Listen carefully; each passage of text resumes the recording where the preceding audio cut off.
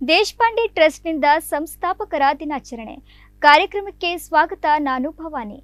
ಹಳಿಯಾಳದ Shri ವಿ.ಆರ್. Deshpande memorial trust ಸಾಕಷ್ಟು ಸಮಾಜಮುಖಿ ಕಾರ್ಯಗಳ ಮೂಲಕ ಸಮಾಜಕ್ಕೆ ತನ್ನ ಕೊಡುಗೆ ನೀಡುತ್ತಿದೆ. ಇದಕ್ಕೆ ಸಾಕ್ಷಿಯಾಗಿ ಹಳಿಯಾಳದಲ್ಲಿ ಸಂಸ್ಥಾಪಕರ ದಿನಾಚರಣೆ ಹಾಗೂ ಪತ್ರಿಕಾ ದಿನಾಚರಣೆ ಮತ್ತು ಪ್ರತಿಭಾವಂತ ವಿದ್ಯಾರ್ಥಿಗಳಿಗೆ ಪುರಸ್ಕಾರ, ವಿಶೇಷ ಸಾಧಕರಿಗೆ ಸನ್ಮಾನ ಕಾರ್ಯಕ್ರಮವನ್ನು ಆಯೋಜಿಸಲಾಗಿತ್ತು. ಹಾಗಾದ್ರೆ 2 ದಿನಗಳ ಕಾಲ ಏನೇನು ಕಾರ್ಯಕ್ರಮ ನಡೆಯಿತು ಅನ್ನುವುದನ್ನು ನೋಡೋಣ.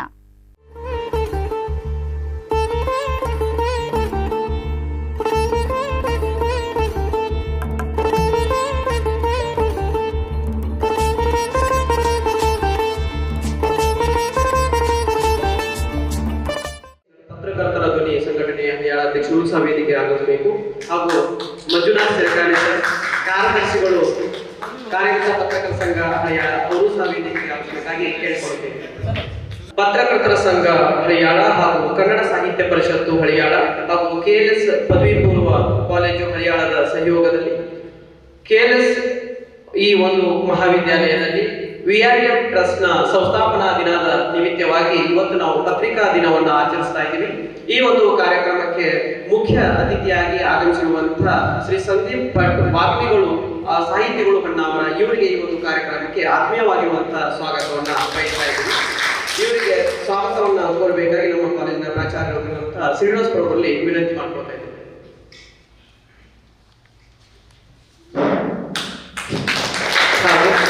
ಈ ಒಂದು ಕಾರ್ಯಕ್ರಮದ ಘನ ಅಧ್ಯಕ್ಷತೆಯನ್ನ ನಮ್ಮ ಕಾಲೇಜಿನ ಪ್ರಾಚಾರ್ಯ ಶ್ರೀನಿವಾಸ್ ಪ್ರಭು ಅವರಿಗೆ ಆತ್ಮೀಯವಾಗಿರುವಂತಹ ಸ್ವಾಗತವನ್ನ ನಾವು ಬಯಸ್ತಾ ಇದ್ದೀವಿ.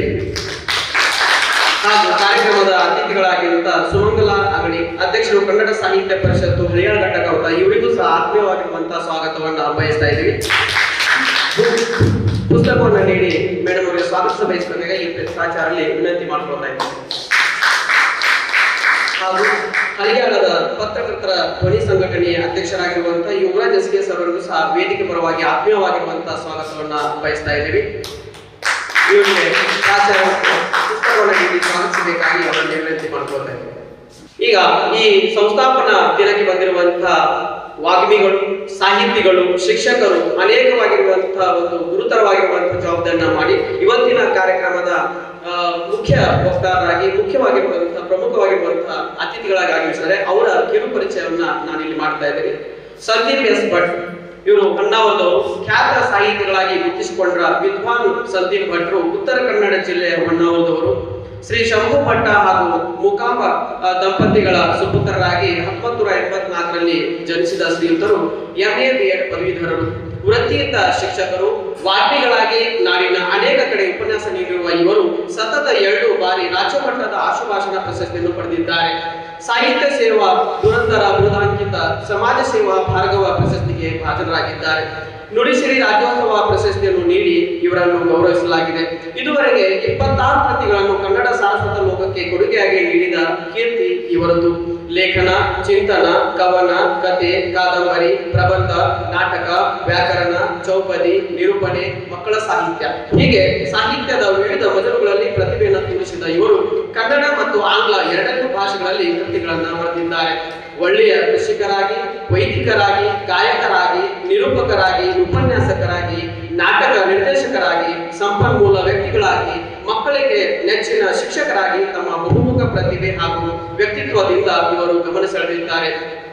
ಸದಾ ಕ್ರಿಯಾಶೀಲರಾಗಿರುವಂತಹ ಸಮಾಜಮುಖಿಯಾದ ಒಂದಿಲ್ಲ ಒಂದು ಕೆಲಸಗಳಲ್ಲಿ ತೊಡಗಿಕೊಂಡಿರುವಂತಹ ವಿದ್ಯಾರ್ಥಿಗಳಿಗೂ ಸಹೃದಯರಿಗೂ ಸಾಹಿತ್ಯದ ರಸದೌತಣವನ್ನ ಉಣಬಡಿಸುತ್ತಿರುವ ಸಂದೀಪ್ ಭಟ್ಟರ ಸಾಹಿತ್ಯ ಯಾನ ಹೀಗೆ ಮುಂದುವರಿಲಿ ಅಂತ ಆಶಿಸುತ್ತಾ ಇವತ್ತಿನ ಈ ಒಂದು ಶುಭ ಸಂದರ್ಭಕ್ಕೆ ಮುಖ್ಯ ಅತಿಥಿಯಾಗಿ ಆಗಮಿಸಿದರೆ ಅವರಿಗೆ ಈ ಸಭೆಯ ಪರವಾಗಿ ಹೃದಯಪೂರ್ವಕವಾಗಿರುವಂತಹ ಮತ್ತೊಮ್ಮೆ ಸ್ವಾಗತವನ್ನ ಬಯಸ್ತಾ ಇದ್ದೀವಿ. ಈಗ ಈ ಒಂದು ಕಾರ್ಯಕ್ರಮವನ್ನ ಗಿಡಕ್ಕೆ ನೀರು ಹಾಕುವುದರ ಮೂಲಕ ಸ್ವಾಗತಿಸಬೇಕಾಗಿ, ಉದ್ಘಾಟಿಸಬೇಕಾಗಿ ಇವರಲ್ಲಿ ವಿನಂತಿಯನ್ನು ಮಾಡ್ತಾರೆ.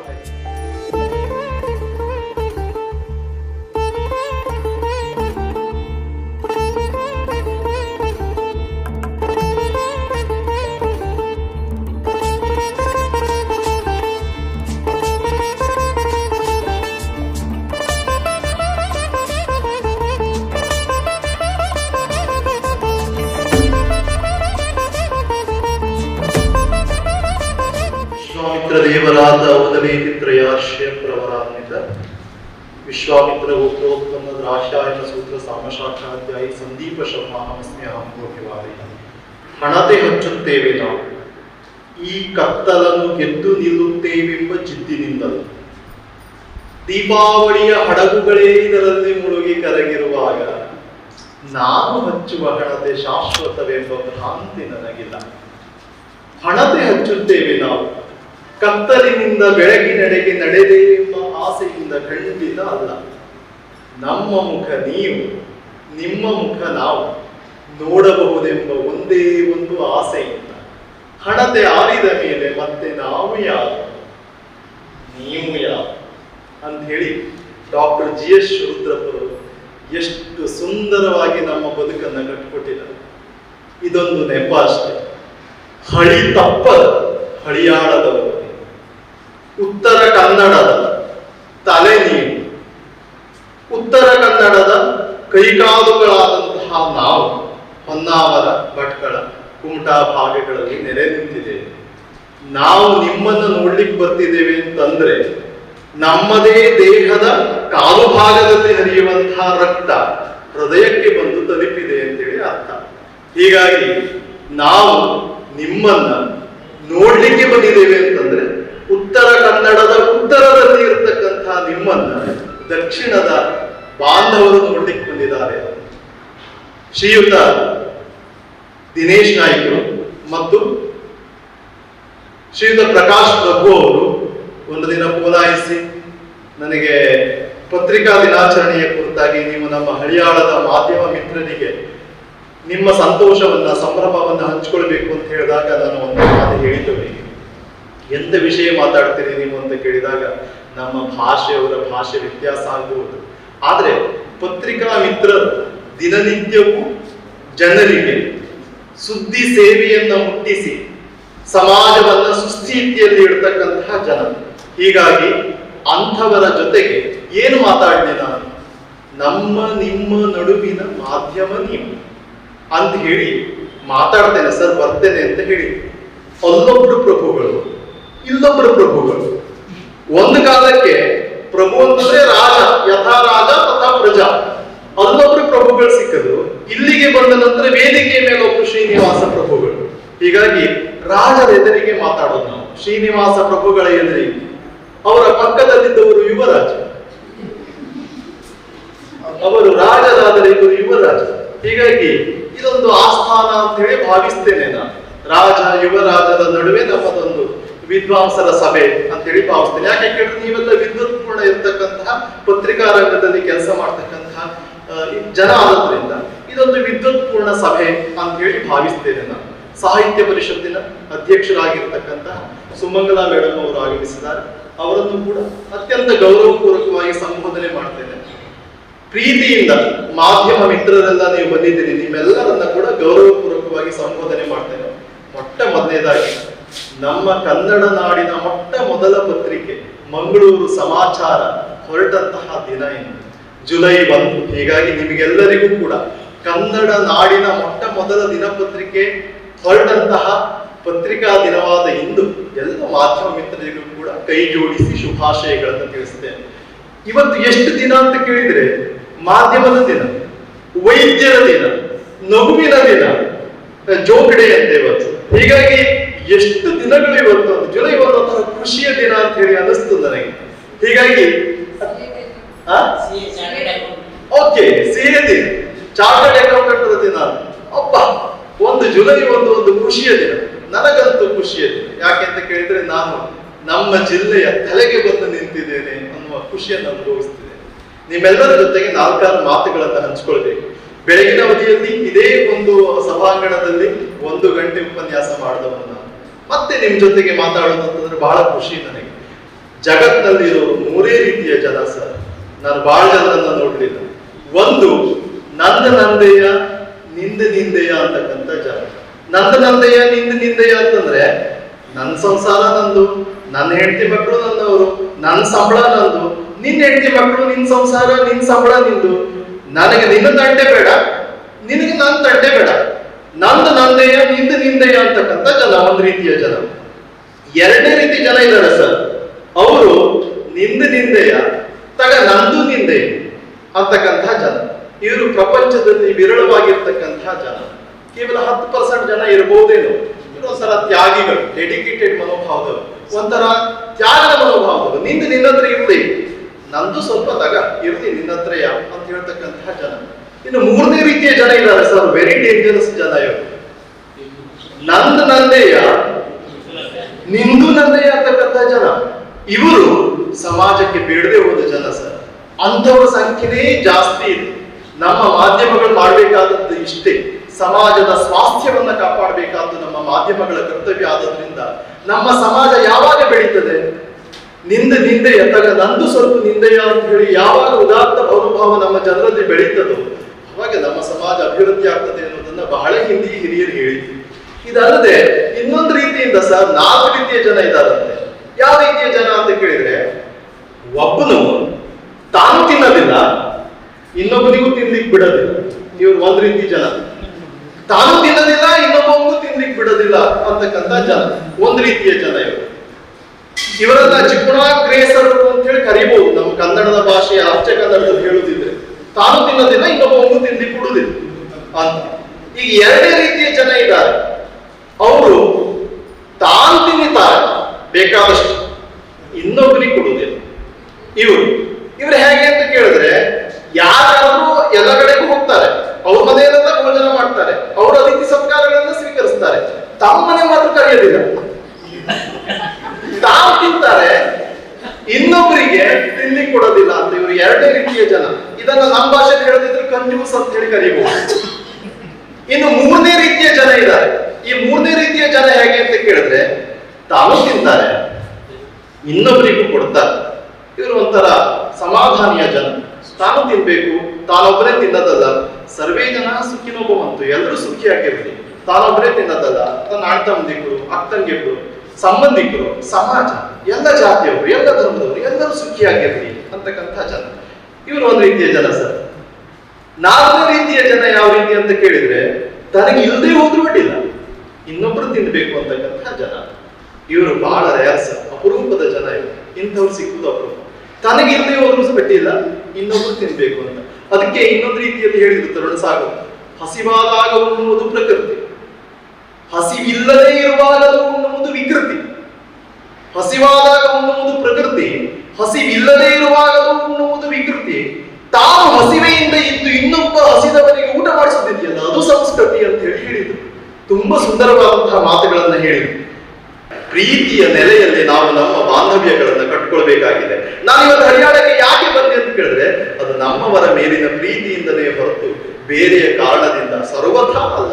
ಎಲ್ಲಿ ಪ್ರೀತಿ ಇರ್ತದೋ ಅಲ್ಲಿ ಶಿಸ್ತು ಇರ್ತದೆ, ಎಲ್ಲಿ ಪ್ರೀತಿ ಇರ್ತದೋ ಅಲ್ಲಿ ಬಾಂಧವ್ಯ ಇರ್ತದೆ, ಮಧುರತೆ ಇರ್ತದೆ. ಎಲ್ಲಿ ದ್ವೇಷ ಇರ್ತದೋ, ಎಲ್ಲಿ ಟೀಕೆಗಳಿರ್ತವೋ, ಎಲ್ಲಿ ಕಮೆಂಟ್ಸ್ಗಳಿರ್ತವೋ, ಎಲ್ಲಿ ದುಷ್ಟತನ ಇರ್ತದೋ ಅಲ್ಲಿ ಯಾರಿಗೂ ಹೋಗ್ಲಿಕ್ಕೆ ಮನಸ್ಸಾಗೋದಿಲ್ಲ ಖಂಡಿತ. ಹೀಗಾಗಿ ಪ್ರೀತಿಯ ನೆಲೆಯಲ್ಲಿ, ಬಾಂಧವ್ಯದ ನೆಲೆಯಲ್ಲಿ ನಾನು ಇಲ್ಲಿಗೆ ಬಂದು ನಿಂತಿದ್ದೇನೆ. ಜೋತ್ ಸೆ ಜೋತ್ ಜಗಾತೆ ಚಲೋ, ಪ್ರೇಮ ಕಿ ಗಂಗಾ ಬಹಾತೆ ಚಲೋ ಅಂತ ಹೇಳಿ ಕವಿಯೊಬ್ಬ ಹೇಳಿದರು. ಜೋತ್ ಸೆ ಜೋತ್ ಜಗಾತೆ ಚಲೋ, ನಿನ್ನಲ್ಲಿರ್ತಕ್ಕಂತಹ ಕವಿತ್ವವನ್ನ, ನಿನ್ನಲ್ಲಿರ್ತಕ್ಕಂತಹ ದೀಪವನ್ನ, ನಿನ್ನಲ್ಲಿರ್ತಕ್ಕಂತಹ ಜ್ಞಾನವನ್ನ ಹರಡ್ತಾ ಹೋಗು. ಜ್ಯೋತ್ ಸೆ ಜ್ಯೋತ್ ಜಗಾತೆ ಚಲೋ, ಪ್ರೇಮ ಕಿ ಗಂಗಾ ಬಹಾತೆ ಚಲೋ ಅಂತ. ಹೀಗಾಗಿ ಅಂತಹ ಪ್ರೀತಿಯನ್ನ ಹೊತ್ತು ನಾನು ಇಲ್ಲಿಗೆ ಬಂದು ನಿಂತಿದ್ದೇನೆ. ಮಾಧ್ಯಮ ಮಿತ್ರರು, ನೀವು ಪ್ರತಿನಿತ್ಯ ಅನೇಕ ವರದಿಗಳನ್ನ ಅನೇಕ ಸ್ಥಳಗಳಿಗೆ ಹೋಗಿ ಮಾಡುವುದು, ಸಾತ್ವಿಕವಾದ ವರದಿಗಳನ್ನ, ಸಮಾಜಕ್ಕೆ ಬೇಕಾದಂತಹ ವರದಿಗಳನ್ನ ಮಾಡಿದಾಗ ಅದು ಜನಸಾಮಾನ್ಯರಿಗೂ ತಲುಪಿರೋದನ್ನ, ಪತ್ರಿಕೆ ಪೂಜನೀಯ ಭಾವನೆಯಿಂದ ನೋಡಿರೋದನ್ನ ನಾವು ನಮ್ಮ ಹಿಂದಿನ ಕಾಲದಿಂದಲೂ ಕೂಡ ಗಮನಿಸಿದ್ದೇವೆ. ಜೀವನಕ್ಕೆ 9 ಗ್ಲಾಸ್ ಆಫ್ ವಾಟರ್ ಅಂದ್ರೆ 9 ಗ್ಲಾಸ್ ನೀರು ಕುಡಿದ್ರೆ ಅವನು ಸುಖಿಯಾಗಿ ಬದುಕಬಹುದಂತೆ. ಹಾಗೆ 9 ಗ್ಲಾಸ್ ನೀರು ಕುಡಿಬೇಕು ಅಂತೇಳಿ. 8 ಅಂತಂದ್ರೆ 8 ಅವರ್ಸ್ ಸ್ಲೀಪ್, ಆದ್ರೆ 8 ಗಂಟೆಗಳ ಕಾಲ ನಿದ್ದೆ ಬೇಕಂತೆ ಮನುಷ್ಯನಿಗೆ. 8 ಗಂಟೆಗಳ ಕಾಲ ನಿದ್ದೆ ಮಾಡಿದ್ರೆ ಮನುಷ್ಯ ಆರೋಗ್ಯವಂತನಾಗಿರಬಹುದು. 7 ವಂಡರ್ಸ್ ಆಫ್ ವರ್ಲ್ಡ್, ನಮ್ಮ ಆಸೆಗಳು ಏನಿರ್ಬೇಕು ಅಂತ ಕೇಳಿದ್ರೆ, ನಮ್ಮ ಜಗತ್ತಿನ 7 ಅದ್ಭುತಗಳನ್ನ ನೋಡುವಂತಹ ಸ್ಥಿತಿ ಇರಬೇಕು, ಅಂತಹ ಆಸೆಗಳಿರ್ಬೇಕು ನಮಗೆ ಅಂತೇಳಿ. 6 ಅಂತಂದ್ರೆ ಒಂದು ಮನುಷ್ಯ ಬದುಕಬೇಕು ಅಂತಂದ್ರೆ ಈಗ ಆಸೆ ಕೊಡೋದೇನು ಅಂತ ಕೇಳಿದ್ರೆ ಸ್ಯಾಲರಿ. ಒಂದು 6 ಡಿಜಿಟ್ ಸ್ಯಾಲರಿ ಇದ್ರೆ ನಮ್ಗೆ ಬೇಕು ಅಂತ ಹೇಳಿ ಅನಿಸ್ತದೆ. 5 ಅಂತಂದ್ರೆ 5 ಡೇಸ್ ಬರ್ತಿರ್ಬೇಕು, ಅಂದ್ರೆ ಸೋಮವಾರದಿಂದ ಶುಕ್ರವಾರದವರೆಗೆ. ಶನಿವಾರ ರವಿವಾರ ರೆಸ್ಟ್ ಸಿಕ್ಕಿದ್ರು ಚಲೋದು ಅಂತೇಳಿ ಬಹಳ ಜನ ಬಯಸ್ತಾರೆ, ಹೀಗಾಗಿ 5 ಡೇಸ್ ವರ್ಕ್. 4 ಅಂತಂದ್ರೆ 4 ವೀಲರ್ಸ್. ಅದು ಬಹುತೇಕ ಜನರ ಹತ್ರ ಇದೆ ಈಗ. ಮನುಷ್ಯನ ಗುರಿ ಏನು ಅಂತ ಕೇಳಿದ್ರೆ ಒಂದು 4 ಚಕ್ರದ ಗಾಡಿ ತಗೊಳ್ಬೇಕು ಅಂತ ಹೇಳಿ. ನಾವೆಲ್ಲ ಹೈಸ್ಕೂಲಿಗೆ ಹೋಗುವಾಗ ನಡ್ಕೊಂಡು ಹೋಗುವಾಗ ಯಾರಾದ್ರೂ ಕಾರ್ ಕೆಲವೊಂದು ಹಾಲ್ ಹೊಡೆದೋದ್ರೆ ನಾನು ತಗೊಳತ್ನ ಇಲ್ಲ, ನೀವು ಒಬ್ಬನೇ ಇದ್ರೆ ಅಲ್ವಾ ಕಾರ್ ಇರೋದು, ನಂಗೆ ಕೂಡ ನಾನು ಕಾರ್ ತಗೊಳ್ಳಿ ಯೋಗ ಬರ್ತದೆ ಅಂತ ಹೇಳಿ ಮನಸ್ಸಲ್ಲೇ ಹೇಳ್ಕೊಳ್ತಿದ್ವಿ. ಅಂತ ಯೋಗ ಬರ್ಲಿ ಅಂತ ಬರಕಾಗ್ತಿದ್ವಿ. ಅದು ಗಂಡು ಮಕ್ಕಳಿಗಂತೂ ವಿಶೇಷ ಆಸಕ್ತಿ ಈ ಗಾಡಿ, ಬೈಕು ಮತ್ತು ಕಾರ್ಗಳ ಮೇಲೆ. ಹೀಗಾಗಿ 4 ವೀಲರ್ಸ್ ಇರ್ಬೇಕು ಅಂತ ಹೇಳಿ. 3 ಅಂತಂದ್ರೆ 3 BHK ಮನೆ ಇರ್ಬೇಕಂತೆ. ಒಂದು ಮನುಷ್ಯ ಚಂದವಾಗಿ ಬದುಕಬೇಕು ಅಂತಂದ್ರೆ ಅವನ ಆಸೆ, ಅವನ ಆಸೆ ಇದ್ರೆ ತಪ್ಪಲ್ಲ ಅವನಿಗೆ. 2 ಅಂತಂದ್ರೆ 2 sons or daughters ಅಂದ್ರೆ 2 ಮಕ್ಕಳು ಇರ್ಬೇಕು ಮನುಷ್ಯನಾದವನಿಗೆ ಅಂತೇಳಿ. ಒಂದಿದ್ರು ಮಗು ಅಲ್ವಾ, 2 ಇರ್ಬೇಕಂತ ಹೇಳಿ ಅಪ್ಪ ಅಮ್ಮ ಹೇಳಿದಾಗ 2 ಮಕ್ಕಳು ಇರ್ಬೇಕು ಸಂಸಾರಕ್ಕೆ ಅಂತ ಅನಿಸ್ತೇವೆ. 1 ಅಂತಂದ್ರೆ 1 wife or 1 husband, 1 wife or 1 husband, 1 ಹೆಂಡತಿ ಅಥವಾ 1 ಗಂಡ ಮನುಷ್ಯನ ಸಂಸಾರಕ್ಕೆ ಹೋಗ್ಬೇಕು. ಅದನ್ನು ಒಂದೇ ಇರ್ಬೇಕು, ಮತ್ತೆ 2 ಅಲ್ಲ ಸರ್, ಒಂದೇ. ಹೌದು, ಹೀಗಾಗಿ 1 ಇರ್ಬೇಕು ಅಂತೇಳಿ. 0 ಅಂತಂದ್ರೆ 0% ಟೆನ್ಷನ್, 0% ಟೆನ್ಷನ್ ಇರ್ಬೇಕು ಮನುಷ್ಯನ ಬದುಕಿಗೆ ಅಂತ ಮನುಷ್ಯ ಆಸೆ ಪಡುವುದು ಇಷ್ಟೇ. ಹೀಗಾಗಿ ನಿಮ್ಮ ಆಸೆಗಳೆಲ್ಲ ಈ ಮಟ್ಟಿಗೆ ಪೂರೈಕೆ ಆಗಲಿ ಅನ್ನಂತ ಭಾವನನ್ನು ರೇರೇ ಕೋಕಿಲ ಮಾಪಜ ಮೌನಂ ಕಿಂಚಿದು ದಂಚಯ ಪಂಚಮರಾಗ ನೋಚೆ ಸ್ವಾಮಿಹ ಗೋಜಾನೀತೆ ಕಾಕ ಕದಂಬಕ ನಿಹಿತೆ ಚೂತೆ ಅಂತ ಹೇಳಿ ಒಂದು ಮಾತಿದೆ. ನಾವು ನಮ್ಮ ಕಾಲದಲ್ಲಿ ನಮ್ಮ ಹೆಸರನ್ನ ಸಾರ್ಥಕಗೊಳಿಸಬೇಕು ಅಂತ ಪ್ರತಿಯೊಬ್ಬರು ಬಯಸಬೇಕು. ಅದಕ್ಕೆ ಒಂದು ಸುಂದರವಾದ, ನಾವೆಲ್ಲ ಕನ್ನಡ ಶಾಲೆ ಮಾಸ್ಟರ್ ಆಗೋದ್ರಿಂದ ನಾವು ಮಕ್ಕಳಿಗೆಲ್ಲ ಕತೆ ಹೇಳಿ ರೂಢಿ. ಹೀಗಾಗಿ ನಿಮಗೊಂದು ಸಣ್ಣ ಕತೆ ಹೇಳಿ ನನ್ನ ಮಾತುಗಳನ್ನು ಮುಗಿಸ್ತೇನೆ. ಬಹಳ ಹೊತ್ತು ಹೊರಗೆದಿಲ್ಲ. ಯಾಕೆ ಕೇಳಿದ್ರೆ ಬಹಳ ಹೊತ್ತು ವಿಶೇಷವಾಗಿ ಅಷ್ಟೆಲ್ಲ ಹೋಗಿದ ನಂತರ ವಿಷಯ ಎಷ್ಟು ನೆನಪೋಗ್ತದೆ. ಮಾರಿ ಅವ್ನು ಎಷ್ಟೊತ್ತು ಕೊರದ್ನ, 40 ನಿಮಿಷ ಕೊರದ್ನಲ್ಲ ಅಂತೇಳಿ ಹೇಳುವ ಸಂಖ್ಯೆನೇ ಜಾಸ್ತಿ ಆಗ್ತದೆ. ಈಗ ಬಹಳ ಹೊತ್ತು ಕೊರೆಯೋದಿಲ್ಲ ನಿಮಗೆ. ಕೆಲವೊಂದು ವಿಷಯಗಳನ್ನ ಮಾತಾಡಿ ಅದೊಂದು ಎಂತಾಗ್ತದೆ ಕೇಳಿದ್ರೆ ಬಹಳ ಒಂದು ಎಪಿಸೋಡ್ ಆದ ತಕ್ಷಣ ಆ ಮೊದಲೇ ಎಂತ ಹೇಳಿದ್ರು ಮರ್ತು ಹೋಗ್ತದೆ. ಈಗ ತುದಿಗಳು ಮಾತು ನೆನಪಿರ್ತದೆ. ಮಕ್ಕಳಿಗೆ ಪಾಠ ಮಾಡಿದ್ರು ಹಾಗೆ 40 ನಿಮಿಷದಲ್ಲಿ ಪಾಠ ಹೇಳ್ತಾ ಲಾಸ್ಟ್ ಹೇಳಿದ ಮಾತು ನೆನಪಿರ್ತದೆ. ಮೊದಲೇ ಏನೇನು ಹೇಳಿದ್ರು ಅದೆಲ್ಲ ಮರ್ತು ಹೋಗಿರ್ತದೆ. ಹೀಗಾಗಿ ನಿಮ್ಗೆ ಬಹಳ ಹೊತ್ತು ಎಳೆಯೋದಿಲ್ಲ. ನಾನು ನಮ್ಮ ಜೀವನದಲ್ಲಿ ನಮ್ಮ ಹೆಜ್ಜೆ ಗುರುತುಗಳನ್ನ ಮೂಡಿಸಿ ಹೋಗ್ಬೇಕು ಅನ್ನೋ ಬಗ್ಗೆ ಒಂದು ಚಿಕ್ಕ ಕಥೆಯನ್ನ ಹೇಳಿ ನನ್ನ ಮಾಧ್ಯಮ ಮಿತ್ರರಿಗೆ ನನ್ನ ಅವಧಿಯನ್ನ ಮುಗಿಸ್ತೇನೆ. ಒಂದು ಪೆನ್ಸಿಲ್ ತನ್ನ ಜೀವನದಲ್ಲಿ 32 ಕಿಲೋಮೀಟರ್ ದೂರ ಕ್ರಮಿಸ್ತದೆ. ಒಂದು ಪೆನ್ಸಿಲ್, ಚಿಕ್ಕ ಪೆನ್ಸಿಲ್ ತನ್ನ ಜೀವನದಲ್ಲಿ ಸುಮಾರು 32 ಕಿಲೋಮೀಟರ್ ಬರೀತದೆ ಅಂತ. ಅಷ್ಟು ಒಂದು ಚಿಕ್ಕ ಪೆನ್ಸಿಲಿಗೆ ಅಷ್ಟೊಂದು ಆತ್ಮಶಕ್ತಿ ಇರುವಾಗ ಮನುಷ್ಯರಾಗಿ 100 ವರ್ಷಗಳ ಕಾಲ ಶತಮಾನಂ ಭವತಿ ಅಂತಾನೆ ಹೇಳುದಲ್ವ ನಾವಲ್ಲ, 100 ವರ್ಷ ಬದುಕ್ರಿ ಮನುಷ್ಯ ಅಂತ ಹೇಳಿ. 100 ವರ್ಷ ಬದುಕ್ತಕ್ಕಂಥ ನಮ್ಗೆ ಎಷ್ಟು ಆತ್ಮಸ್ಫೂರ್ತಿ ಇರಬೇಕು ಅನ್ನೋದ್ ಬಗ್ಗೆ ಒಂದು ಚಿಕ್ಕ ಕಥೆಯನ್ನ ಗುರುರಾಜ್ ಅವರು ತುಂಬಾ ಚೆನ್ನಾಗಿ ಬರೆದಿದ್ದಾರೆ.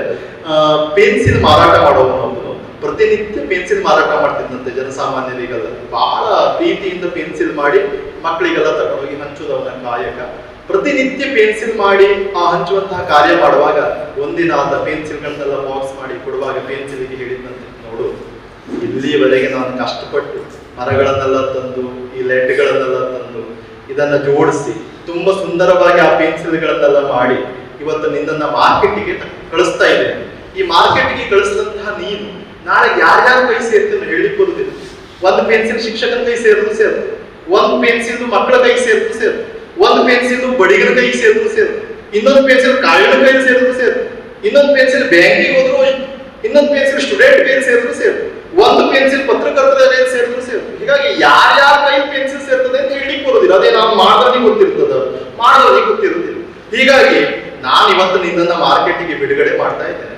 ಹೀಗಾಗಿ ನೀನು ಹೋದ ನಂತರ ನೀನು ಯಾರ್ಯಾರ ಕೈಯಲ್ಲಿ ಸೇರ್ತಿ ಅಂತ ನನಗೆ ಖಂಡಿತ ಗೊತ್ತಿಲ್ಲ.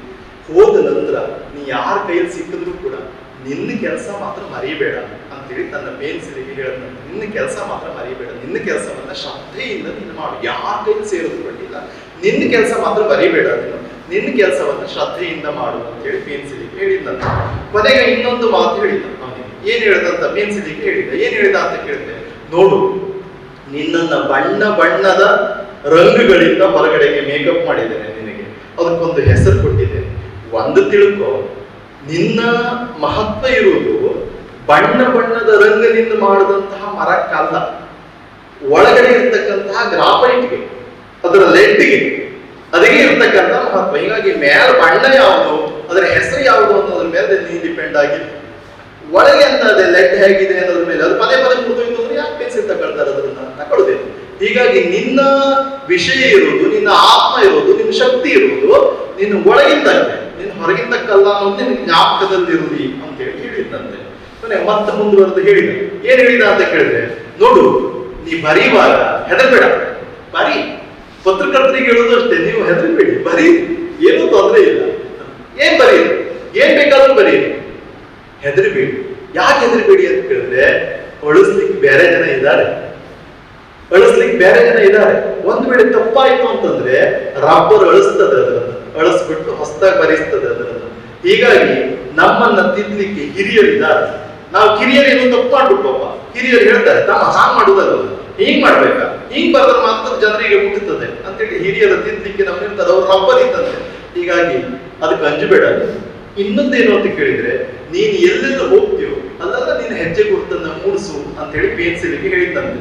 ಇದು ಪೇನ್ಸಿಲ್ಗಷ್ಟೇ ಹೇಳಿದ ಮಾತಲ್ಲ, ಇದು ಮನುಷ್ಯರಿಗೂ ಹೇಳಿದಂತಹ ಮಾತು. ನಮ್ಮ ಮಕ್ಕಳು ಅಥವಾ ನಾವೇ ನಾಳೆ ಯಾರ್ಯಾರ ಕೈ ಸಿಗ್ತೇವೆ ಅಂತಂದವ್ರು ಆಗ್ತೇವೆ. ಸಜ್ಜನರ ಕೈ ಸಿಕ್ಕಿದ್ರೆ ಸಜ್ಜನರಾಗ್ತೇವೆ, ದುರ್ಜನರ ಕೈ ಸಿಕ್ಕಿದ್ರೆ ದುರ್ಜನರಾಗ್ತೇವೆ. ಅಷ್ಟೇ ವ್ಯತ್ಯಾಸ, ಮತ್ತೇನಿಲ್ಲ. ಸಮಾಜದಲ್ಲಿ ಇರುವುದು ಎರಡೇ, ಒಂದು ಒಳ್ಳೆಯದು, ಇನ್ನೊಂದು ಕೆಟ್ಟದ್ದು. ಇದು ಬಿಟ್ಟು ಮತ್ತೆ ಬೇರೆ ಯಾವ್ದಾದ್ರು ಹೇಳಿ? ಒಂದು ಒಳ್ಳೆಯದು, ಇನ್ನೊಂದು ಕೆಟ್ಟದ್ದು. ಒಳ್ಳೆಯದ್ರ ಕೈ ಸಿಕ್ಕಿದ್ರೆ, ಒಳ್ಳೆಯವ್ರ ಜೊತೆಗೆ ಸಿಕ್ಕಿದ್ರೆ ಒಳ್ಳೆಯವರಾಗ್ತೇವೆ, ಕೆಟ್ಟದ್ರ ಜೊತೆಗೆ ಸಿಕ್ಕಿದ್ರೆ, ಕೆಟ್ಟವ್ರ ಜೊತೆಗೆ ಸಿಕ್ಕಿದ್ರೆ ಕೆಟ್ಟವರಾಗ್ತೇವೆ. ಇಷ್ಟು ಬಿಟ್ಟರೆ ಮಧ್ಯಾವ ಹಾದಿ ಉಂಟು, ಬೇರೆ ಹಾದಿ ಇಲ್ಲ. ಹೀಗಾಗಿ ನಾವು ಯಾರ್ಯಾರ ಕೈ ಸಿಗ್ತೇವೋ ಹಾಗಾಗ್ತೇವೆ ಅಂತ.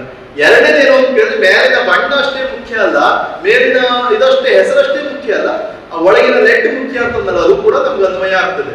ನನ್ನ ರೂಪ ಎಷ್ಟು ವರ್ಷ ಇರ್ಬಹುದು ಅಂತೇಳಿ, ಸಂದೀಪ್ ಭಟ್ರು ಬಹಳ ಚಂದವ್ರಿಯ ಅಂತ ಹೇಳ್ಬೋದು. ಎಷ್ಟು ವರ್ಷ ಹೇಳ್ಬಹುದು? ನನ್ನ ಹಲ್ಲು ಬಿದ್ದೋದ್ಮೇಲೆ ಹೇಳ್ತಾರ, ನನ್ನ ಚರ್ಮ ಸುಕ್ಕುಗಟ್ಟ ಮೇಲೆ ಹೇಳ್ತಾರ, ನನ್ನ ಕೂದಲೆಲ್ಲ ಬೆಳಗಾದ್ಮೇಲೆ ಹೇಳ್ತಾರ, ಕೂದಲು ಉದುರೋದ್ಮೇಲೆ ಹೇಳ್ತಾರ? ಹೇಳೋದಿಲ್ಲ. ಅದಕ್ಕೆ ಕವಿಯೊಬ್ಬ ಹೇಳಿದ, ನೀನು 16 ವರ್ಷಕ್ಕೆ ಎಷ್ಟು ಸುಂದರವಾಗಿದ್ದಿ ಅಂತ ಮುಖ್ಯ ಅಲ್ಲ, 60 ವರ್ಷದಲ್ಲೂ ನೀನು ಎಷ್ಟು ಚಂದಾಗಿರುತ್ತೆ ಅನ್ನೋದ್ರ ಮೇಲೆ ನಿನ್ನ ವ್ಯಕ್ತಿತ್ವ ನಿಂತ್ಕೊಂಡಿರ್ತದೆ ಅಂತ ಹೇಳಿ. ಹೀಗಾಗಿ ನಮ್ಮ ರೂಪ, ನಮ್ಮ ವ್ಯಕ್ತಿತ್ವ ಅನ್ನೋದು ನಮ್ಮ ಹೊರಗಿನ ಬಾಹ್ಯ ರೂಪಗಳ ಮೇಲೆ ನಿಂತಿಲ್ಲ, ನಮ್ಮ ಒಳಗಿನ ಅಂತರಾತ್ಮ ಹೇಗಿದೆ ಅನ್ನೋದ್ರ ಮೇಲೆಯೇ ನಮ್ಮ ವ್ಯಕ್ತಿತ್ವ ನಿಂತಿರೋದು, ಹೊರಗಡೆ ಬಾಹ್ಯ ರೂಪದಿಂದಲ್ಲ. ಪೆನ್ಸಿಲಿಗೆ ಹೇಳಿದ ಮಾತು ನಮಗೂ ಕೂಡ ಅನ್ವಯ ಆಗ್ತದೆ. ಬದುಕಿನಲ್ಲಿ ನಾವು ಕೂಡ ಎಷ್ಟೋ ಸಲ ಅಂಜಿದ್ದೇವೆ, ಈ ಕೆಲಸ ಮಾಡ್ಲೇಬೇಡ, ಈ ಕೆಲಸ ಮಾಡ್ಲೇಬೇಡ ಅಂತ. ಆದ್ರೆ ಹಿರಿಯರು ಹೇಳಿದ್ದು, ಧೈರ್ಯಂ ಸರ್ವತ್ರ ಸಾಧನ ಅಂತ. ಏನೋದ್ರು ಕೂಡ ಧೈರ್ಯ ಬೇಕು, ಧೈರ್ಯತೆ ಇದ್ದು ಸಾಧನ ಆಗೋದಿಲ್ಲ ಅಂತೇಳಿ. ಹೀಗಾಗಿ ಹೆದರದೆ ಹೋದ್ರೆ ನಮ್ಮ ಗುರುಗಳು, ನಮ್ಮ ಹಿರಿಯರು, ನಮ್ಗೆ ಮಾರ್ಗದರ್ಶಕರಿದ್ದವರು, ತಮ್ಮ ಹಿಂಗ್ ಹೇಳ್ಬೇಡ, ಹಿಂಗ್ ಹೇಳಿದ್ರೆ ಸರಿ ಆಗ್ತದೆ, ಹಿಂಗ್ ಬರೆದ್ರೆ ಸರಿ ಆಗ್ತದೆ ಅಂತ ತಿದ್ದುತ್ತಾರೆ ನಮ್ಮನ್ನು. ಹೀಗಾಗಿ ಬರೆಯೋದಕ್ಕೆ ನಾವು ಅಂಜಬಾರ್ದು. ಇನ್ನು 4ನೇದಾಗಿ, ನಮ್ಮ ಹೆಜ್ಜೆ ಗುರುತನ್ನ ಮೂಡಿಸ್ಲಿಕ್ಕೆ ಯಾವತ್ತೂ ಮರೆಯಬಾರ್ದು. ಈಗ ನಮ್ಮ ಹೆಜ್ಜೆ ಗುರುತು ಗುಡಿಸಿದ್ರೆ ಮಾತ್ರ ನಮ್ಮ ಹೆಸರನ್ನು ನೆನಲಿಕ್ಕೆ ಸಾಧ್ಯ ಆಗ್ತದೆ. ಅದಕ್ಕೆ ಇನ್ನೊಂದು ಮಾತಿದೆ ಸುಭಾಷಿತದಲ್ಲಿ, ಉತ್ತಮ ಆತ್ಮನಾಖ್ಯಾತ ಪಿತುಖ್ಯಾತಾಶ್ಚ ಮಧ್ಯಮ ಅಧಮಾ ಮಾತುಲಾಖ್ಯಾತ ಅಂತೇಳಿ. ಅದು ಉತ್ತಮ ಆತ್ಮನಾಖ್ಯಾತ ಅಂತಂದ್ರೆ ನನ್ನ ಹೆಸರಿನಿಂದನೇ ನಾನು ದೊಡ್ಡವನಾಗ್ಬೇಕು, ಬೇರೆಯವರ ಹೆಸರಿಂದ ದೊಡ್ಡವನಾಗೋದಲ್ಲ ಅಂತ. ನನ್ನ ಹೆಸರಿನಿಂದನೇ ದೊಡ್ಡವನಾಗ್ಬೇಕು.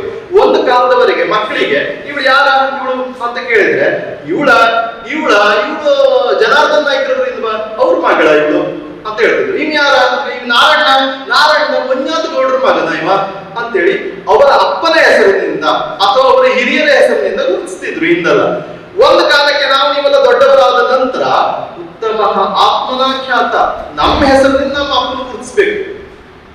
ನಾವ್ಯಾರು ಅಂತ ಕೇಳಿದ್ರೆ, ಇವರ ಅಪ್ಪ ಶಂಭು ಅಂತೇಳಿ ಗುರುತಿಸ್ಬೇಕು, ಅಥವಾ ನಮ್ಮ ಹೆಸರಿನಿಂದ ನಮ್ಮ ಅಕ್ಕ ಇವರು ಅಂತೇಳಿ ಗುರುತಿಸ್ಬೇಕು, ನಮ್ಮ ಅಣ್ಣ ಇವರು ಅಂತೇಳಿ ಗುರುತಿಸ್ಬೇಕು. ಅದಕ್ಕೆ ಸುಭಾಷಿತ ತುಂಬಾ ಸುಂದರವಾಗಿ ಹೇಳಿದೆ, ನಿಮ್ಮ ಹೆಸರಿನಿಂದ ನಿಮ್ಮನ್ನು ಗುರುತಿಸುವಂತಾಗಲಿ, ಬೇರೆಯವರ ಕೃಪಾ ಕಟಾಕ್ಷದಿಂದ ಅಲ್ಲ ಅಂತ. ಹೀಗಾಗಿ ಉತ್ತಮ ಆತ್ಮನಾಖ್ಯಾತ ಪಿತುಖ್ಯಾತ ಅಷ್ಟ ಮಧ್ಯಮ, ಇಂಥವ್ರ ಮಗ ಅಂತವ್ರ ಮಗ ಅಂತ ಹೇಳೋರು ಮಧ್ಯಮರು ಅಂತ. ಅವ್ರ ಅಪ್ಪನ ಹೆಸರಿನಿಂದ ದೊಡ್ಡಾದವರು, ಮಕ್ಕಳ ಹೆಸರಿನಿಂದ ದೊಡ್ಡಾದವರು ಅಲ್ಲ ಅಂತ.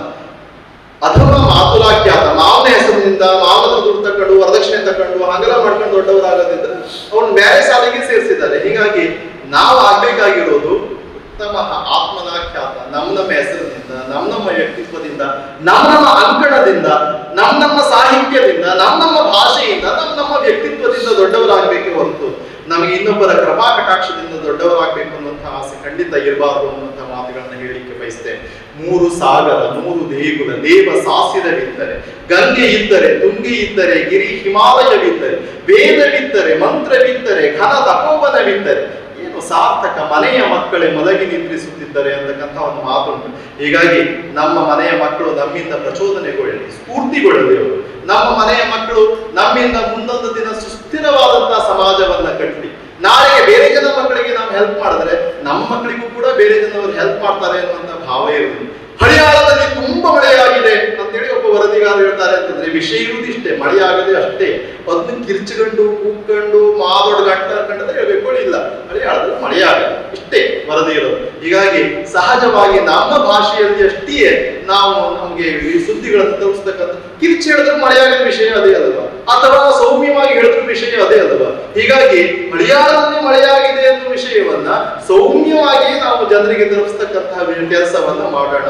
ಅದನ್ನ ಕೂಗಿ 1000 ಜನರಿಗೆ ತಲುಪಿಸ್ಬೇಕು ಅನ್ನುವ ಭರದಲ್ಲಿ ವಿಷಯಕ್ಕೆ ಅದನ್ನ ಅಪಚಾರ ಮಾಡುವಂತಹ ಕೆಲಸವನ್ನ ಮಾಡೋದು ಬೇಡ ಅಂತ ಹೇಳ್ತಾ, ಸಿಕ್ಕ ಅವಕಾಶಗಳನ್ನೆಲ್ಲ ಸದುಪಯೋಗ ಮಾಡ್ಕೊಳ್ತಕ್ಕಂಥ ಕೆಲಸ. ಒಬ್ಬ ಮಾತ್ರ ವರದಿಗಾರ ಪತ್ರಿಕೆಗೆ ಬಂದು ಸೇರ್ಕೊಂಡಿದ್ದಂತೆ, ಅವನಿಗೆ ಸ್ವಾತಂತ್ರ್ಯೋತ್ಸವದ ವರದಿ ಮಾಡ್ಲಿಕ್ಕೆ ಹೇಳಿದ್ರಂತೆ. ಪಾಪ ನೌಕಾಪಡೆಯ ಹಡಗೊಂದು ಬಂದರದ ಸಮೀಪ ಬಂದಿದೆ, ನಾಳೆ ಹೋಗೊಂದು ವರದಿ ಮಾಡ್ಕೊಂಡು ಬಾ ಅಂತೇಳಿ ಆ ವರದಿಗಾರನನ್ನ ಕಳಿಸಿದ್ರು. ಅವನಿಗೆ ಕೆಲಸವೇ ಸಿಗಲಿಲ್ಲ ಇದು ವರದಿಗಾರನಿಗೆ. ನೌಕಾಪಡೆ ಹಡಗು ಬಂದಿದ್ದಕ್ಕೆ ಅಲ್ಲೊಂದು ವರದಿ ಮಾಡ್ಕೊಂಡು ಬಂದ್ಕೊಡು ಅಂತ ಕಳಿಸಿದ್ರಂತೆ. ಆ ದಿವಸ ಸ್ವಾತಂತ್ರ್ಯೋತ್ಸವ ನಡೆಯಲೇ ಇಲ್ಲ ಆ ಹಡಗಿನಲ್ಲಿ. ಎಂತ ಸಮಥಿಂಗ್ ಪ್ರಾಬ್ಲಮ್ ಆಗಿ ನಿಂತೋಯ್ತು. ಉಳಿದ ಕಡೆಯವರೆಲ್ಲ ವರದಿಗಾರರು ಶಾಲೆಯಲ್ಲಿ ನಡೆದ ಸ್ವಾತಂತ್ರ್ಯೋತ್ಸವದ ವರದಿ ಮಾಡಿದ್ರು, ತಹಶೀಲ್ದಾರ್ ಆಫೀಸ್ ನಲ್ಲಿ ನಡೆದದ್ದನ್ನ ವರದಿ ಮಾಡಿದ್ರು, ಸರ್ಕಾರಿ ಆಫೀಸ್ಗಳಲ್ಲಿ ನಡೆದದ್ದನ್ನೆಲ್ಲ ವರದಿ ಮಾಡಿದ್ರು. ಪಾಪ ಹೊಸ ವರದಿಗಾರ ನೌಕಾಪಡೆಯ ಇದನ್ನು ನೋಡ್ಲಿಕ್ಕೆ ಹೋದವನು ಹಿಂದೆ ಬಂದ್ಕೊಂಡು ಹೇಳ್ತಂತೆ, ನನಗೆ ಆಚಾರವೇ ಸರಿ ಇಲ್ಲ, ಎಲ್ಲರೂ ಸರಿ ಕೆಲಸ ಇರುವುದಿಲ್ಲ. ನಿನ್ನೆ ಮಾತ್ರ ಹೇಳಿದ್ರು ಸಂಪಾದಕರು ಒಂದು ವರದಿ ಮಾಡ್ಕೊಂಡು ಬಾ ಅಂತೇಳಿ. ನಾ ಇವತ್ತಂದು ಹೋದೆ, ಅದು ಸ್ವಾತಂತ್ರ್ಯೋತ್ಸವನೇ ನಡೀಲಿ ಅಂತ ಹೇಳಿದಂತೆ. ಹಾಗೆ ಹಿರಿಯ ಪತ್ರಿಕಾಕರ್ತರು ಬೇರೆ ತಕ್ಷಣ ಹೇಳಿದಂತೆ, ಬೇಜಾರು ಮಾಡ್ಕೊಳ್ಬೇಡ ಅಂತ ನೋಡು, ಅವಕಾಶವನ್ನ ಹುಡ್ಕೊಂಡು ಹೋಗ್ಬಾರ್ದು, ಅವಕಾಶ ಸಿಕ್ಕಾಗಿ ಬಿಟ್ಕೊಳ್ಬಾರ್ದು. ನೀವು ಸ್ವಾತಂತ್ರ್ಯೋತ್ಸವ ನಡೀಲಿಲ್ಲ ಅಲ್ವಾ, ಅದನ್ನೇ ವರದಿ ಮಾಡು. ಏನ್ ವರದಿ ಮಾಡು ಅಂತ ಕೇಳಿದ್ರೆ, ಹಡಗಿನಲ್ಲಿ ಇವತ್ತು ಸ್ವಾತಂತ್ರ್ಯೋತ್ಸವ ನಡೆಯಲಿಲ್ಲ, ಏಕೆ? Question mark. ಇದೇ ಒಂದು ಸುದ್ದಿ, ಹಡಗಿನಲ್ಲಿ ಇವತ್ತು ಸ್ವಾತಂತ್ರ್ಯೋತ್ಸವವೇ ನಡೆಯಲಿಲ್ಲ, ಏಕೆ? Question mark. ಒಂದು ವರದಿ ಮಾಡು. ಜನ ಸ್ವಾತಂತ್ರ್ಯೋತ್ಸವ ನಡೆದದ್ದು ವರದಿ ಓದೋದಕ್ಕಿಂತ ಹೆಚ್ಚಿಗೆ ಯಾಕೆ ನಡೆಯಲಿಲ್ಲ ಅನ್ನೋದನ್ನೇ ಹೆಚ್ಚಿಗೆ ಓದ್ತಾರೆ, ಅದನ್ನೇ ವರದಿ ಮಾಡ್ಕೊಡು ಅಂತ ಹೇಳಿ ಹಿರಿಯ ಪತ್ರಿಕಾಕರ್ತರೊಬ್ರು ಕಿರಿಯ ಪತ್ರಿಕಾಕರ್ತರಿಗೆ ಬೆಂತಟ್ಟದಂತೆ. ಅವಕಾಶಗಳನ್ನ ದೇವರು ಎಲ್ಲವನ್ನು ಸೃಷ್ಟಿ ಮಾಡಿ ಬಡಿಸಿರೋದಿಲ್ಲ, ಅವಕಾಶಗಳನ್ನ ಹುಡ್ಕೊಂಡು ಹೋಗ್ಬೇಕು ಅಂತ. ಒಬ್ಬನಾದನ್ನ ಮಾರಿಷಸ್ಸಿಗೆ ಶೂಗಳನ್ನ ಮಾಡಬೇಕು ಅಂತ ಹೇಳಿ ಕಳಿಸಿದ್ರು, ಶೂಗಳನ್ನ ಮಾರಾಟ ಮಾಡ್ಲಿಕ್ಕೆ ಒಂದು ಕಂಪನಿಯವ್ರು ಕಳಿಸಿದ್ರು. ಆತ ಹೋದಂತೆ ಮಾರಾಟ ಮಾಡೋದು ನೋಡ್ಕೊ ಬರ್ಲಿಕ್ಕೆ ಅಂತ ವಾಪಸ್ ಬಂದ್ಕೊಂಡು ಕಂಪನಿ ಮುಖ್ಯಸ್ಥರಿಗೆ ಹೇಳಿದಂತೆ, ಅಲ್ಲಿ ಯಾರು ಶೂನೇ ಹಾಕೋದಿಲ್ಲ ಸರ್, ನಮ್ಮ ಕಂಪನಿ ಶೂ ತಗೊಳ್ಕೊಳ್ಳೋದೆ ಅಂತ ಮಾಡುದು ಅಂತ ಹೇಳಿ ವಾಪಸ್ ಬಂದಂತೆ. ಅವ ಆಗ ಮತ್ತೊಬ್ಬರನ್ನು ಕಳಿಸಿದ್ರಂತೆ. ಅವ ಹೋದ ಅದೇ ದ್ವೀಪಕ್ಕೆ ಹೋಗಿ ನೋಡ್ಕೊಂಡು ಬಂದ. ಸರ್ ಅಲ್ಲಿ ಯಾರು ಶೂನೇ ಹಾಕೋದಿಲ್ಲ ಸರ್, ನಂಗೆ ಕೊಡಿ ಚಾನ್ಸ್, ನಾನು ಎಲ್ಲರೂ ಶೂ ಹಾಕೊಂಡು ಮಾಡ್ತೇನೆ ಅಲ್ಲಿದ್ದವ್ರು ಎಲ್ಲರೂ ಅಂತೇಳಿ. ಅವಕಾಶಗಳನ್ನ ಹೀಗೆ ಬಳಸ್ಕೊಳ್ಬೇಕು. ಅಲ್ಲಿ ಏನೂ ಇಲ್ಲ, ಅಲ್ಲಿ ಏನು ಮಾಡ್ಲಿಕ್ಕೆ ಸಾಧ್ಯ ಇಲ್ಲ, ನನ್ನ ಹತ್ರ ಆಗುದೇ ಇಲ್ಲ, ಈಗ ಅವಕಾಶಗಳನ್ನ ಕೈ ಚೆಲ್ಲದೆ ಅವಕಾಶಗಳನ್ನ ಸದ್ಬಳಕೆ ಮಾಡ್ಕೊಳ್ತಾ, ನಾನೊಬ್ಬ ಶ್ರೇಷ್ಠ ವರದಿಗಾರ, ನಾನೊಬ್ಬ ಒಳ್ಳೆಯ ಅಂಕಣಕಾರ, ನಾನೊಬ್ಬ ಒಳ್ಳೆಯ ಕವಿ, ನಾನೊಬ್ಬ ಒಳ್ಳೆಯ ಸಾಹಿತಿ, ಸಮಾಜಕ್ಕೆ ನಾನು ನನ್ನ ಹತ್ರ ಆದದನ್ನೆಲ್ಲ ಸಂತೋಷದಿಂದ ಕೊಡ್ತೇನೆ, ಉಣಬಡಿಸ್ತೇನೆ ಅಂತಕ್ಕಂತಹ ಪತ್ರಿಕಾಕರ್ತರು ನಾವಾಗೋಣ. ಸಮಾಜದ ಸ್ವಾಸ್ಥ್ಯವನ್ನು ಕಾಪಾಡ್ಕೊಳ್ಳೋಣ. ಕೇವಲ ನಿಮ್ಮ ಹೆಸರನ್ನ ನಿಮ್ಮ ಮನೆಯವರಷ್ಟೇ ಓದೋದಿಲ್ಲ, ಅಥವಾ ನೀವು ಮಾಡಿದ ವರದಿಗಳನ್ನ ನಿಮ್ಮ ಮನೆಯವರು ಮಾತ್ರ ನೋಡೋದಿಲ್ಲ. ನೀವು ನಿಮ್ಮ ಸಮಾಜದ ನಿಜವಾದ ಹೀರೋಗಳು. ನಾವು ಹೀರೋಗಳನ್ನ ಎಷ್ಟು ವೈಭವೀಕರಿಸ್ತೇವೆ, ಸಿನಿಮಾದಲ್ಲಿ ಫೈಟ್ ಮಾಡ್ತಾನೆ, ರೊಮ್ಯಾನ್ಸ್ ಮಾಡ್ತಾನೆ, ಹೀರೋಯಿನ್ ಜೊತೆ ಕುಣಿತಾನೆ ಅಂತೇಳಿ. ನಮ್ಮ ಸಮಾಜದ ನಿಜವಾದ ಹೀರೋಗಳು ನೀವು ಹಳಿಯಾಳದಲ್ಲಿ ಮಾಡಿದ ವರದಿಯನ್ನ ನಾನು ಕುಂದಾಪುರದಲ್ಲಿ ಓದ್ತೇನೆ, ಕುಂದಾಪುರದವರು ಮಾಡಿದಂತಹ ವರದಿಯನ್ನ ಬೆಂಗಳೂರಿನಲ್ಲಿ ಕೂತ್ಕೊಂಡು ಓದ್ತಾರೆ, ಬೆಂಗಳೂರಿನಲ್ಲಿ ಮಾಡಿದಂತಹ ವರದಿಯನ್ನ ಹುಬ್ಬಳ್ಳಿಯೊಬ್ಬ ನೋಡ್ತಾನೆ. ಹೀಗಾಗಿ ಸಮಾಜದ ನಿಜವಾದ ಹೀರೋಗಳಾದಂತಹ ನೀವು ಮಾಡಿದ ವರದಿ ಎಲ್ಲೆಲ್ಲೆಲ್ಲ ತಲುಪ್ತದೆ. ನಿಮಗೆ ಗೊತ್ತಿಲ್ಲದ ಜಾಗಗಳಲ್ಲಿ ನಿಮ್ಮ ಹೆಸರನ್ನ ಓದ್ತಾರೆ, ಖುಷಿ ಪಡ್ತಾರೆ, ಇಂಥದ್ದೊಂದು ಅಂಕಣ ತುಂಬಾ ಚೆನ್ನಾಗಿ ಬರ್ತಾ ಇದೆ ಅಂತ ಹೇಳಿ. ಅಂತಹ ಶ್ರೇಷ್ಠವಾದಂತಹ ಕೆಲಸವನ್ನ ಮಾಡಲಿಕ್ಕೆ ಭಗವಂತ ನಿಮ್ಮನ್ನು ನಿಯೋಜಿಸಿದಾನೆ ಅನ್ನೋದ್ರ ಬಗ್ಗೆ 2 ಮಾತೆ. ಪ್ರಭುಗಳಿಗೆ ವಂದಿಸಿ, ಯುವರಾಜನಿಗೆ ವಂದಿಸಿ, ಸುಮಂಗಲಾ ಮೇಡಮ್ಗೆ ವಂದಿಸಿ, ಎಲ್ಲ ಪತ್ರಿಕಾಕರ್ತರಿಗೆ ವಂದಿಸಿ. ಕರ್ತ ಕಾರಯಿತ ಚೈವ ಪ್ರೇರಕಾಷ್ಟ ಅನುಮೋದಕ ಸುಕೃತೆ ದುಷ್ಟತೆ ಚೈವ ಚತ್ವಾರ ಸಮಭಾಗಿನಃ ಅಂತೇಳಿ ಮಾತಿದೆ. ಹೀಗಾಗಿ ನಾನಿಲ್ಲಿಗೆ ಬಂದದ್ದಾದ್ರೂ ಕೂಡ ನನ್ನನ್ನು ಕರೆಸ್ಕೊಂಡವರು ದಿನೇಶ್ ನಾಯ್ಕರು ಪ್ರಭುಗಳು. ಹೀಗಾಗಿ ಅವರಿಗೂ ಕೂಡ ನನ್ನ ವಂದನೆಗಳನ್ನು ಸಲ್ಲಿಸಿ, ಮಾತಾಡಿ ಮಾತಾಡಿ ಮಾತಾಡಿ ಕೊನೆಗೆ ಎಲ್ಲರೂ ಹೊರಟು ಹೋದರು ತಮ್ಮ ಮನೆಗೆ. ಮಾತಾಡಿ ಮಾತಾಡಿ ಮಾತಾಡಿ ಕೊನೆಗೆ ಎಲ್ಲರೂ ಹೊರಟು ಹೋದರು ತಮ್ಮ ಮನೆಗೆ. ಇರುವೆ ಎಂದಿದ್ದು ನಾನು ಮಾತಾಡಲಿಲ್ಲ, ನಾನು ಮಾಡಿದ ಕೆಲಸ ಭಗವಂತ ಬಲ್ಲ ಅಂತೇಳಿ ನಮ್ಮ ಕಾಯಕದಲ್ಲಿ ಹೆಚ್ಚಿನ ಶ್ರೇಷ್ಠತೆಯನ್ನು ತೋರೋಣ. ಬಸವಣ್ಣನವರು ಹೇಳಿದ ಹಾಗೆ ಕಾಯಕವೇ ಕೈಲಾಸ. ಶಿಕ್ಷಕರಾದ್ರೆ ಶಿಕ್ಷಕರಾಗಿ, ಪತ್ರಿಕಾಕರ್ತರಾಗಿ ಪತ್ರಿಕಾಕರ್ತರಾಗಿ, ವೈದ್ಯರಾದ್ರೆ ಇವತ್ತು ವೈದ್ಯರ ದಿನ ಕೂಡ. ಹೀಗಾಗಿ ವೈದ್ಯರಾದ್ರೆ ವೈದ್ಯರಾಗಿ, ವಿದ್ಯಾರ್ಥಿಗಳಾದ್ರೆ ವಿದ್ಯಾರ್ಥಿಗಳಾಗಿ ನಮ್ಮ ಕೈಲಾದಂತಹ ವಿಶೇಷವಾದಂತಹ ಸಾಧನೆಯನ್ನು ತೋರೋಣ.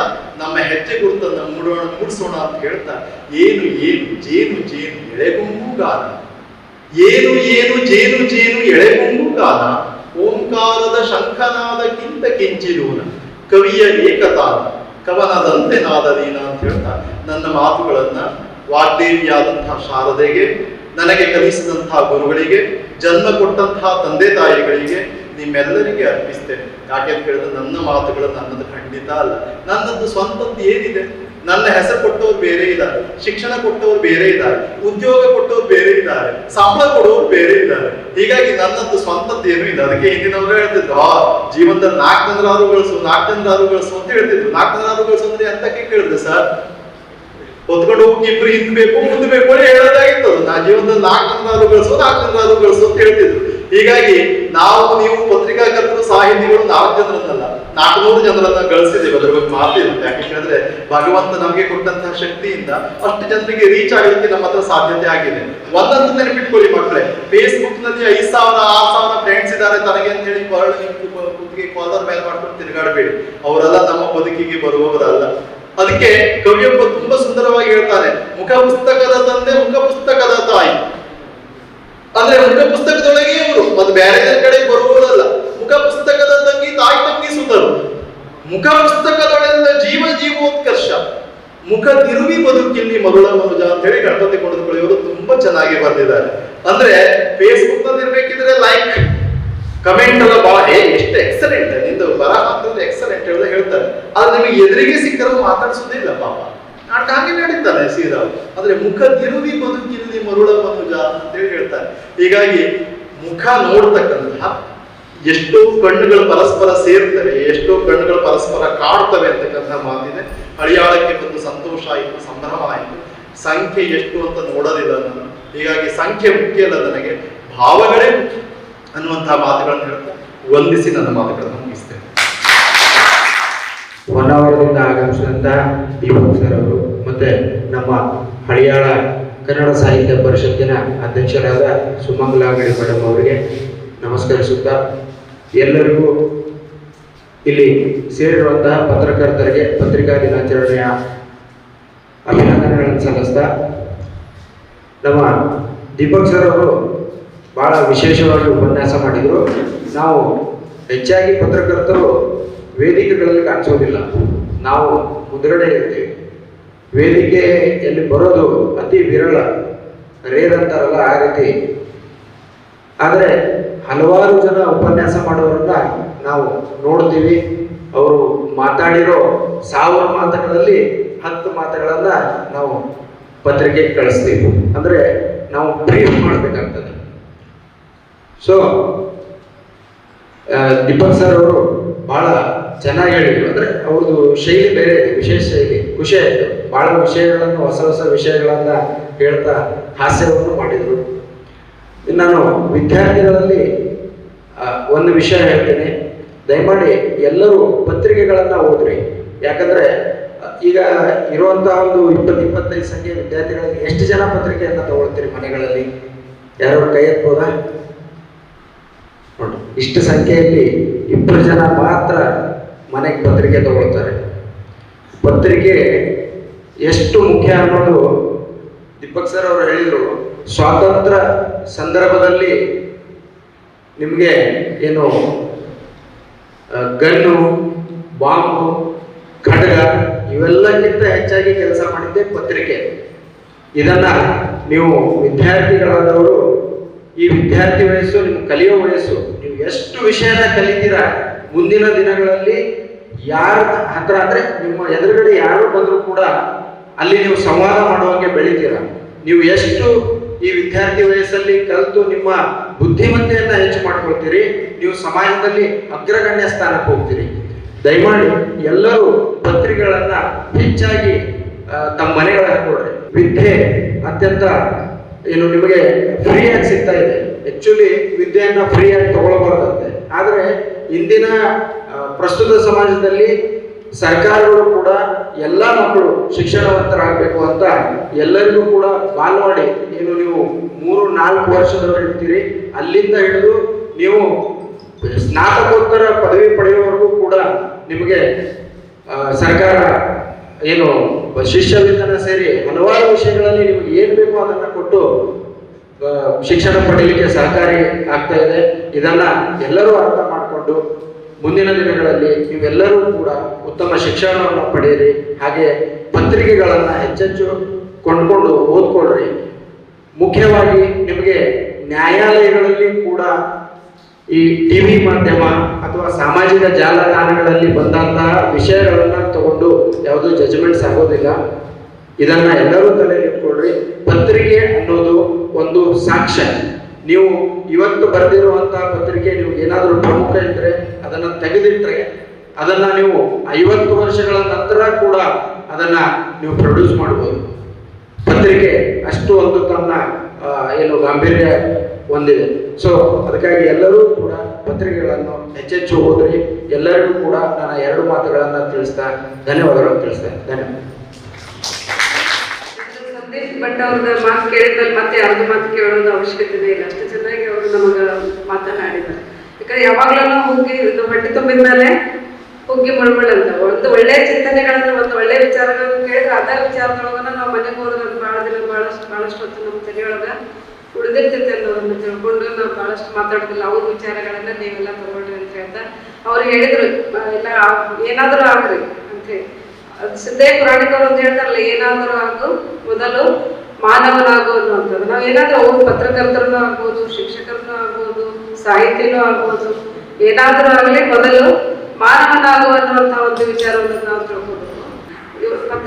ಪತ್ರಿಕೆಯಿಂದ ಬಹಳ ಪವಿತ್ರವಾದಂಥ ಒಂದು ಕೆಲಸ. ಅವ್ರು ಹೇಳಿದ್ರು ನಾವು ಬರೆಯೋ ಬರವಣಿಗೆಗಳು ಬಹಳಷ್ಟು ಭಾಳ ವಿಚಾರ ಮಾಡಿ ಹುಷಾರದಿಂದ ನಾವು ಬರೀಬೇಕ್ರಿ. ಬಹಳಷ್ಟು ಏನಾರು ಬರೆಯಕ್ಕೆ ಹೋಗಿ ಏನಾರು ಆತಂದ್ರ ಅದೊಂದು ಅನಾಹುತನೂ ಆಗುವಂಥ ಒಂದು ಸಾಧ್ಯತೆಗಳಿರ್ತವೆ. ಹೀಗಾಗಿ ನಮ್ಮ ಪತ್ರಕರ್ತರು ನಾವೆಲ್ಲ ಎಲ್ಲರೂ ಹೋದ್ರೆ ನಮ್ದು ಎಲ್ಲ ಕಣ್ಣು ಬರೀ ಕಿವಿನೇ ಇರ್ತದೆ. ಎಲ್ಲ ಕೇಳೋದು, ಕರೆಕ್ಟಾಗಿ ಬರ್ಕೊಳ್ಳೋದು, ಮಕ್ಕಳೊಳಗೆ ಹೋಗಿ ಸುದ್ದಿ ಮಾಡೋದು.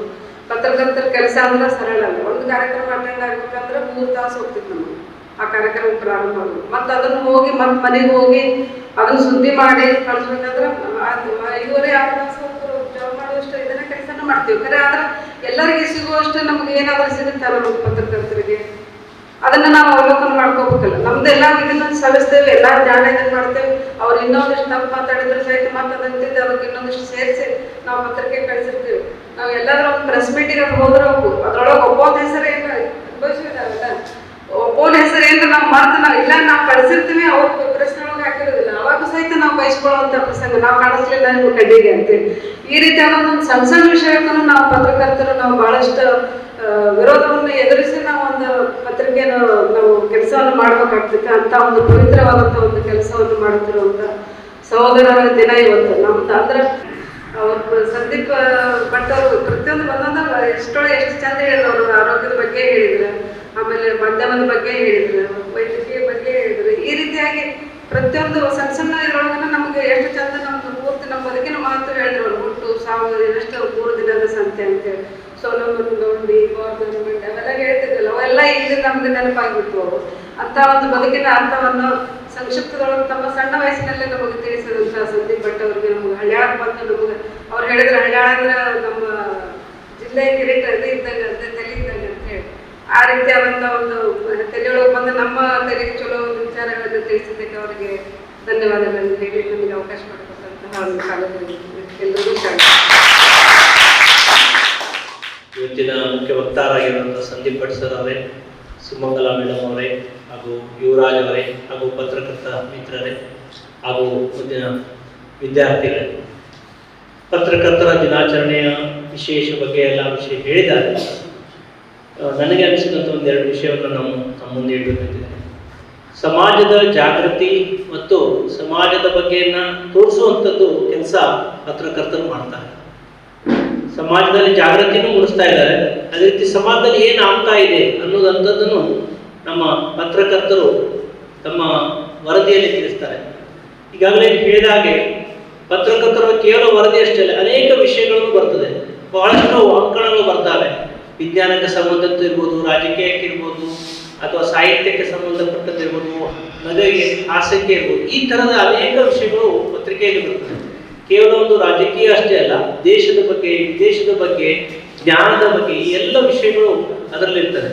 ಅದನ್ನೆಲ್ಲ ಕೊಡೋರು ಯಾರು ಅಂದರೆ ಈ ಪತ್ರಕರ್ತರೆ, ಅಂಕಣಕಾರರು, ಅವರೆಲ್ಲ ಕೊಟ್ಟು ನಮಗೆ ನಮ್ಮ ಜ್ಞಾನವನ್ನ ಹೆಚ್ಚಿಸ್ತಾರೆ. ಅನೇಕ ವಿಷಯ ಈಗಾಗಲೇ ಹೇಳಿದಾಗೆ ನಮ್ಮ ಮೊಬೈಲ್ಗಳಿಗೆ ಬಂದಿದೆ ಹೌದು, ಆದರೆ ಅದನ್ನ ಸ್ಟೋರ್ ಮಾಡಿರಬೇಕು. ಪತ್ರಿಕೆಗಳಲ್ಲಿ ಬರೆದು ಸಾಕ್ಷ್ಯ ರೂಪವಾಗಿ ಸಿಗುವಂಥದ್ದು ಪತ್ರಿಕೆಗಳಲ್ಲಿ ಇರುವಂತಹ ವಿಷಯಗಳನ್ನು.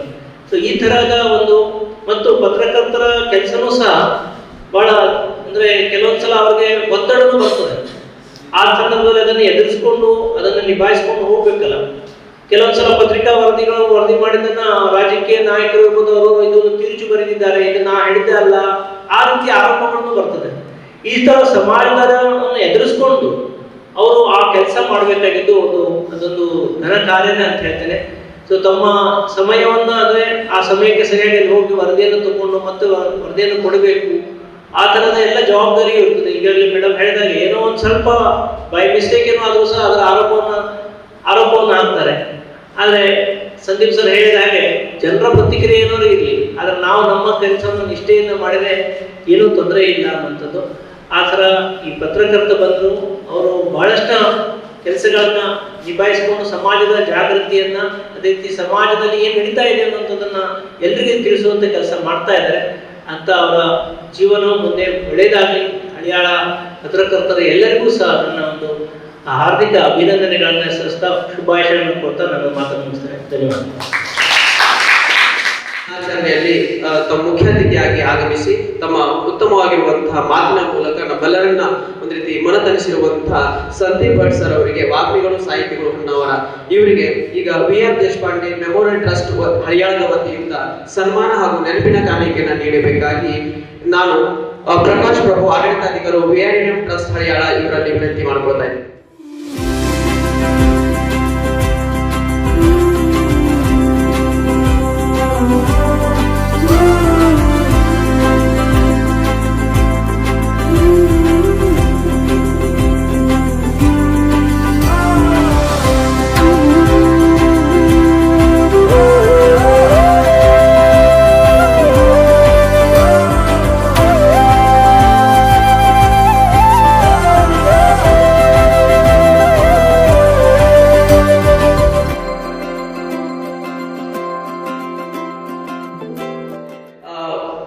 ಸಂದೀಪ್ ಭಟ್ ಸರ್ ಬರೆದಿರುವಂತಹ ಪುಸ್ತಕಗಳನ್ನ ಮಕ್ಕಳಿಗೆ ಅಥವಾ ಅಲ್ಲಿ ಬಂದಿರುವಂತವರಿಗೆ ಒಂದು ಲಾಟರಿ ಮೂಲಕ ಆ ಪುಸ್ತಕವನ್ನು ಕೊಡಬೇಕು ಅಂತ ಕೂಡ ವಿಚಾರವನ್ನು ಮಾಡಿದ್ದು.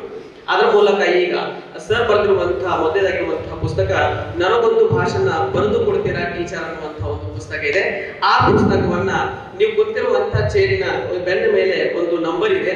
ಆ ನಂಬರ್ ಅನ್ನ ನಾ ಈಗ ಹೇಳ್ತಾ ಇದ್ದೇನೆ. ಯಾವ ನಂಬರ್ ಬರ್ತದೋ ಆ ನಂಬರ್ದ ವಿದ್ಯಾರ್ಥಿಗಳು ಅಥವಾ ಪತ್ರಕರ್ತರಿರ್ಬೋದು ಬಂದು ಆ ಪುಸ್ತಕವನ್ನ ತಗೊಂಡು ಬರಬೇಕಾಗಿ ಕೇಳಿಕೊಳ್ತಾ ಇದ್ದೀನಿ.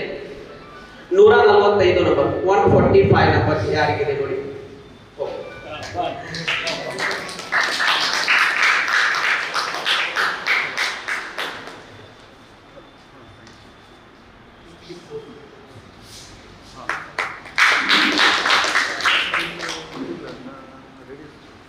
$63 ನಂಬರ್.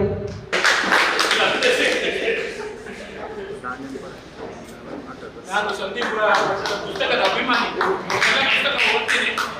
ನಿನ್ನೆ ಒಂದು ಪುಸ್ತಕ ಕೊಟ್ಟೋಗಿದ್ದಾರೆ ನನಗೆ, ನಿರೂಪಕ ಪುಸ್ತಕ. ನಿನ್ನೆ ಒಂದೆರಡು ಪೇಜ್ ಓದಿದ್ದೀನಿ ನಾನು. ಓದ್ಲಿಕ್ಕೆ ಮುಂದುವರಿಸ್ತೀನಿ. ಮತ್ತೊಂದು ಪುಸ್ತಕ ಬಂದಿದೆ. ಸಂದೀಪ್ ಭಟ್ರು ವಿಶೇಷವಾಗಿರುವಂತಹ ಪುಸ್ತಕ ನಿರೂಪಕ ಅನ್ನುವಂತಹ ಪುಸ್ತಕ ಈಗ ನಾವು ಕೊಡ್ತಾ ಇದ್ವಿ. 152 152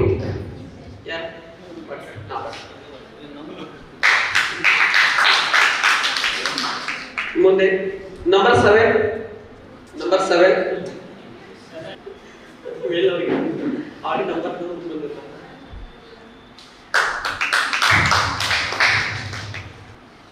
128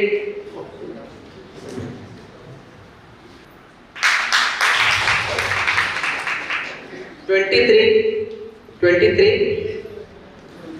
number 2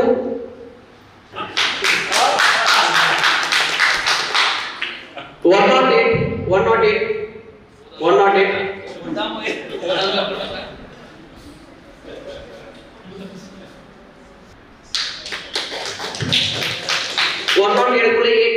number 8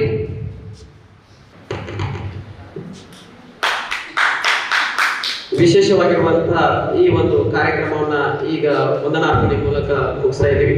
ವಿ.ಆರ್. Deshpande memorial trust Haliyal, ಪತ್ರಕರ್ತರ ಸಂಘ ಹಳಿಯಾಳ, ಕನ್ನಡ ಸಾಹಿತ್ಯ ಪರಿಷತ್ತು ಹಳಿಯಾಳ ಘಟಕ ಹಾಗೂ KLS ಪದವಿ ಪೂರ್ವ ವಿಜ್ಞಾನ ಮತ್ತು ವಾಣಿಜ್ಯ ಮಹಾವಿದ್ಯಾಲಯದ ಸಂಯುಕ್ತ ಆಶ್ರಯದಲ್ಲಿ ಸಂಸ್ಥಾಪನಾ ದಿನಾಚರಣೆ ಅಂಗವಾಗಿ ಇವತ್ತು ಹಮ್ಮಿಕೊಂಡಿರುವಂತಹ ಪತ್ರಿಕಾ ದಿನಾಚರಣೆಯ ಮುಖ್ಯ ಅತಿಥಿಯಾಗಿ ಆಗಮಿಸಿ ತಮ್ಮ ವಾಕ್ಚಾತುರ್ಯದಿಂದ ನಮ್ಮೆಲ್ಲರನ್ನ ಮಂತ್ರಮುಗ್ಧ ಮಾಡಿರುವಂತಹ ಸಂದೀಪ್ ಭಟ್ ಸರ್ ಅವರಿಗೆ ಈ ಒಂದು ಸಭೆಯ ಪರವಾಗಿ ಆತ್ಮೀಯವಾಗಿರುವಂತಹ ಧನ್ಯವಾದಗಳನ್ನ ಬಳಸ್ತೀನಿ.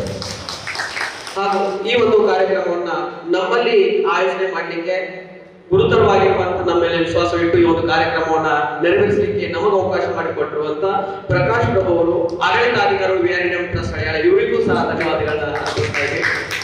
ಸಭೆಯ ಅಧ್ಯಕ್ಷತೆ ವಹಿಸಿರುವಂತಹ ನಮ್ಮ ಕಾಲೇಜಿನ ಪ್ರಾಚಾರ್ಯರಾಗಿರುವಂತಹ ಶ್ರೀನಿವಾಸ್ ಪ್ರಭು ಸರ್ ಅವರಿಗೂ ಧನ್ಯವಾದಗಳನ್ನ ಅರ್ಪಿಸ್ತಾ ಇದ್ದೀವಿ. ಅತಿಥಿಯಾಗಿ ಆಗಮಿಸಿರುವಂತಹ ಸುಮಂಗಲ ಅಂಗಡಿ, ಅಧ್ಯಕ್ಷರು ಕನ್ನಡ ಸಾಹಿತ್ಯ ಪರಿಷತ್ತು ಹಳಿಯಾಳ ಘಟಕ, ಅವರಿಗೂ ಧನ್ಯವಾದಗಳನ್ನ ಅರ್ಪಿಸ್ತಾ ಇದ್ದೀವಿ. ಹಾಗೂ ಪತ್ರಕರ್ತರಾಗಿರುವಂತಹ ಯುವರಾಜ್ ಎಸ್ಕೆ, ಅಧ್ಯಕ್ಷರು ಪತ್ರಕರ್ತರ ಧ್ವನಿ ಸಂಘಟನೆ ಹಳಿಯಾಳ, ಇವರಿಗೂ ಸಹ ಧನ್ಯವಾದಗಳನ್ನ ಅರ್ಪಿಸ್ತಾ ಇದ್ದೀವಿ.